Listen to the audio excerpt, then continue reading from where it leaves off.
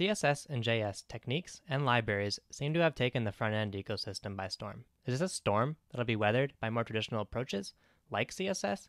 Or is there some real value provided by these techniques? And can adopting CSS and JS cause a marked and drastic improvement in code quality, developer experience, and ease of use in your application? So hi, I'm Dustin, and this course, as you might imagine, posits the latter.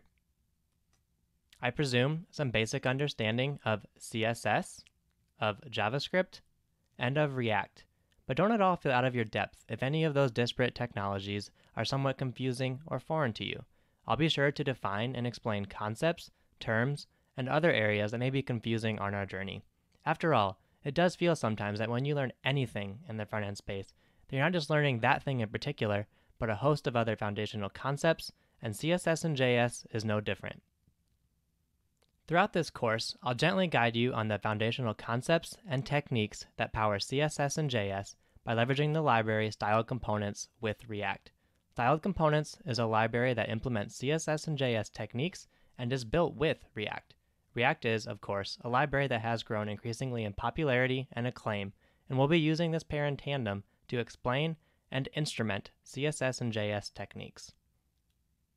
In this course, we'll be following component-driven design. So we'll be building, you guessed it, components.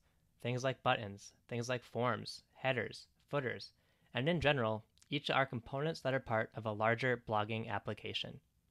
In learning each of these, we'll build upon a foundational aspect of CSS and JS, things like composition, inheritance, using media queries and animation, and even things like server-side rendering and using a theme in your application.